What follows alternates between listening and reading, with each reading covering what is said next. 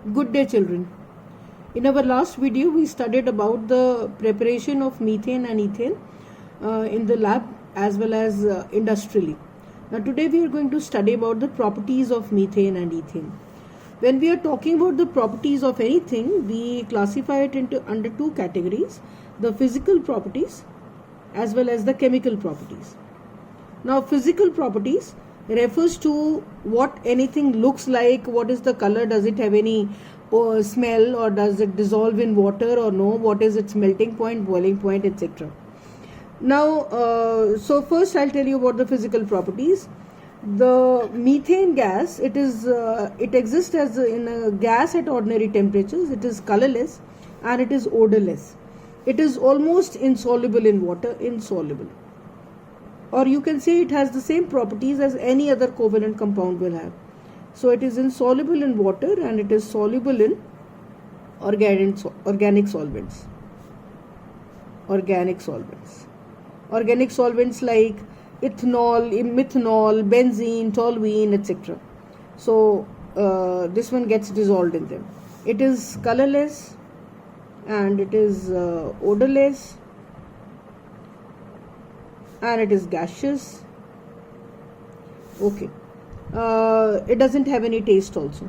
Now, when you're talking about the melting point and boiling point, because methane has a very little boiling, it has a very little mass. Its mass is barely 16. So the boiling point and melting point comes out in negatives. The melting point is minus 182.5 and the liquefaction or the boiling point is minus 161.5. But you are not supposed to learn these values because we have a number of compounds. We don't expect children to learn all the boiling points and melting points of all compounds. Anyway, straight away coming to the chemical properties. Chemical properties are important. Now, we've already studied that methane and ethane are called paraffins because they have very little affinity for any other compound. So, chemically they hardly combine with anything, but there are a few which we must discuss. The most characteristic property of methane, or for that matter any alkane, is substitution reaction.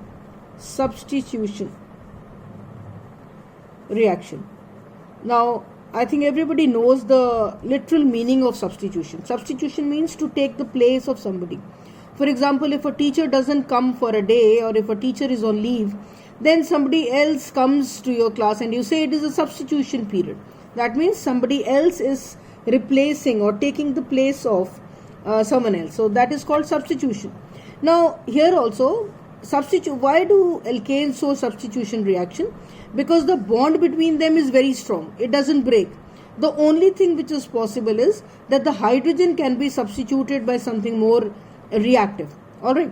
So we talk about the first kind of reaction, which is substitution by chlorine. Now, for example, we have a methane molecule. Say this is a methane molecule. When this will combine with chlorine in diffused sunlight, diffused means when it is not very bright.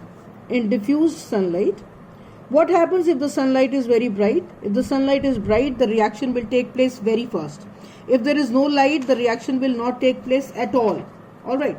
So diffused sunlight is ideal for the substitution with chlorine.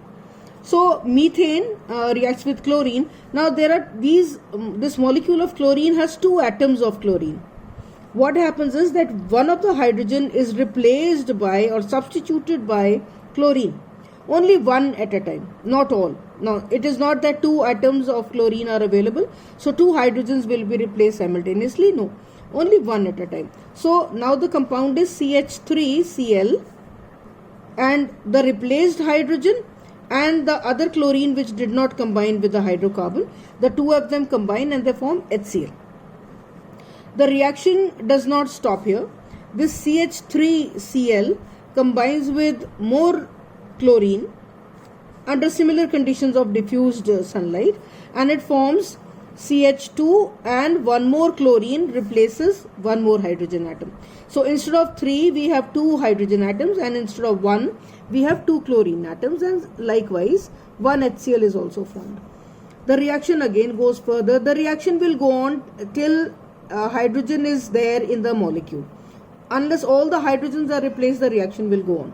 So CH2Cl2 will combine with chlorine under same conditions, and it will form CHCl3 plus HCl. CHCl3 will combine with chlorine, and it will form, the last hydrogen is also replaced by chlorine. It forms carbon tetrachloride and HCl. So now there are no more hydrogen atoms, so the reaction comes to a stop over here. Now in this reaction, what has happened? Hydrogen has been substituted by chlorine, or hydrogen has been replaced by chlorine, because chlorine happens to be more reactive than hydrogen. Now can you tell me why is it the characteristic property of substitution reaction?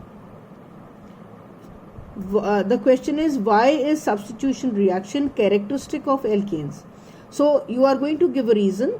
This is due to non-availability of electrons.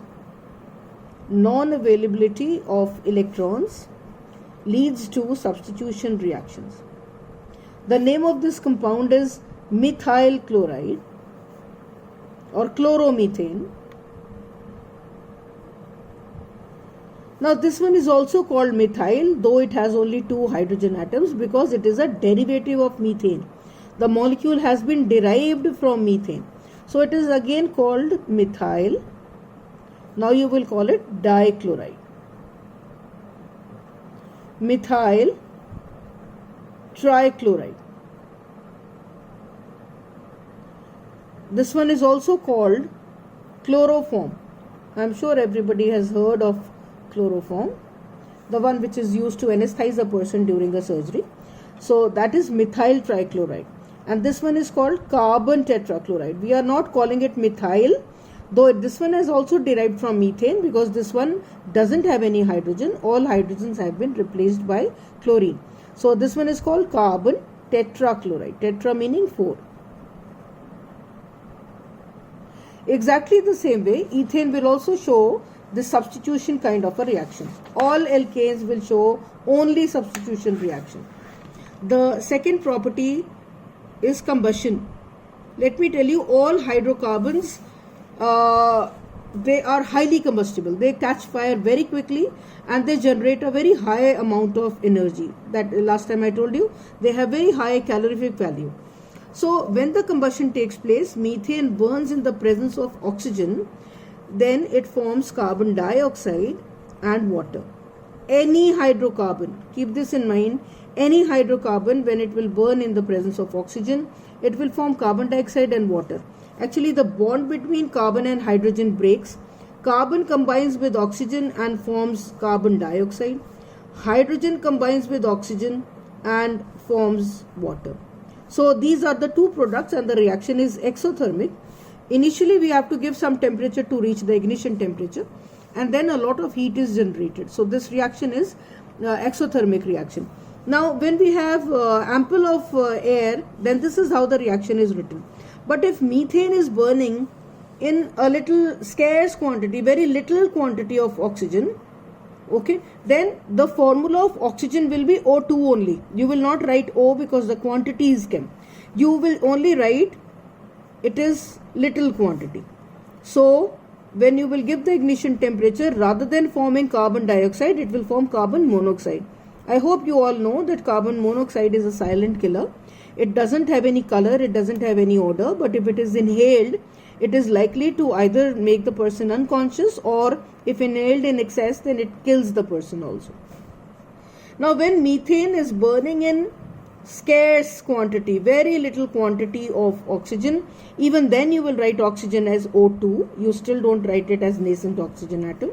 And then it will form carbon, unburned carbon particles, and the reaction is still exothermic. So this is how, depending upon the quantity of, when we have enough oxygen, it forms CO2. When we have little, it forms carbon monoxide, and when it is very scarce, it forms only carbon. These are known as unburned carbon particles. Now the next property is controlled oxidation. Controlled oxidation. Now controlled oxidation is a type of reaction in which oxygen enters into the molecule. There is a complete rearrangement of the molecule and a new hydrocarbon is formed. This reaction is very, very important.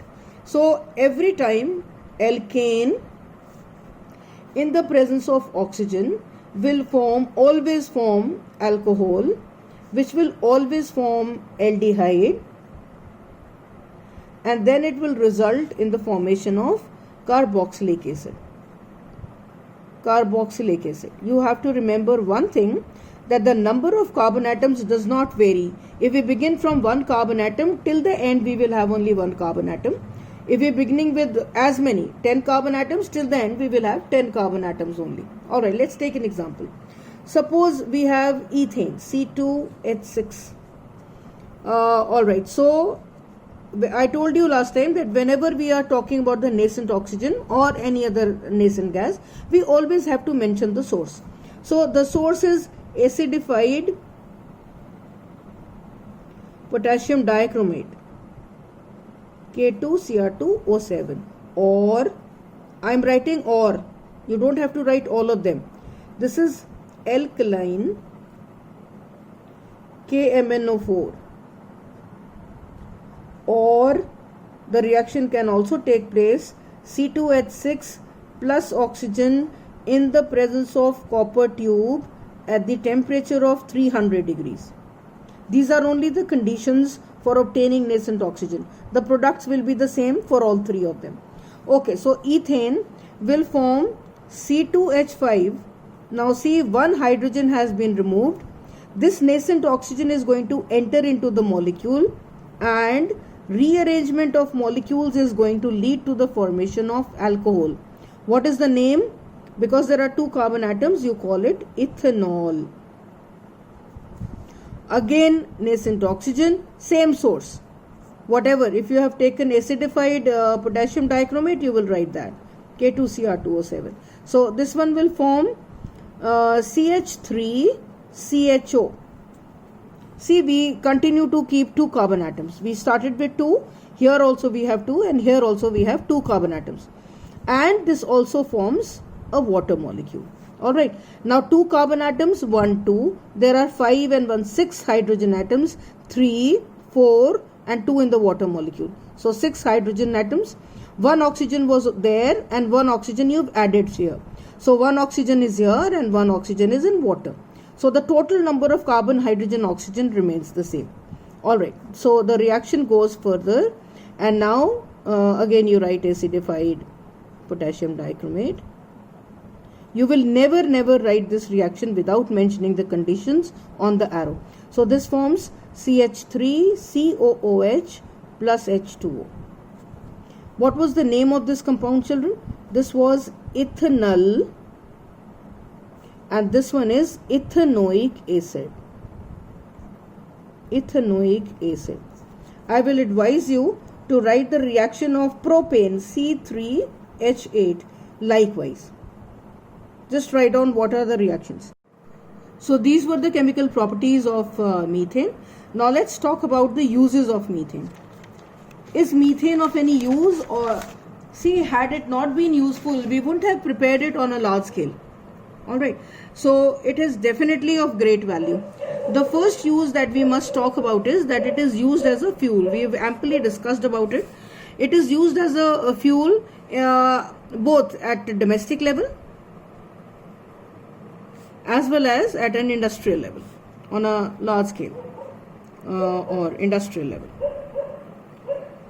Now, when we are using it as a fuel, we use it for burning, for cooking, or it is also used as an illuminant. It can be used in a lamp, and then it can be used for lighting also. So it is used both at domestic level or industrial level, and it is used for cooking as well as an illuminant. So it is a good fuel. And then second most important use, it is used in the manufacture of a number of chemicals. Manufacture of chemicals. Okay, for example, just now we studied it is used in making chloroform. Then it is used in making carbon black. Carbon black, I'll tell you, methane molecule is heated at a high temperature. It breaks down into carbon and hydrogen. This carbon is used as carbon black, and it is also used as a filler substance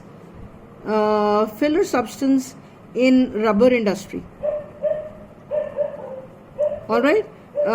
It means, just as if you remember, when we have house shows, in between the two major programs we have a small item which is known as a filler, isn't it? So similarly, when we are making something of rubber, it may be a football bladder, it may be a tire or a tube or anything. So when these things are made, finally there are small holes left in them, all right, after their manufacturing.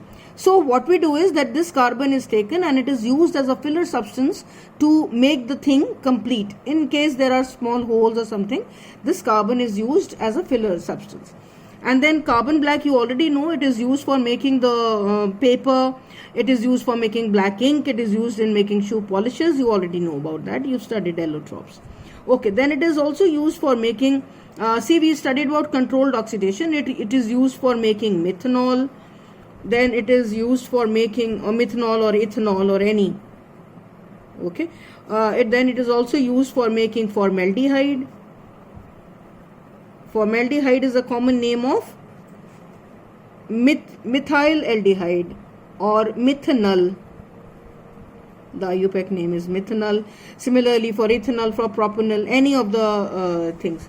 And then it is also used for making carboxylic acids. Okay, so if we are talking of methane, so it is used for making methanoic acid.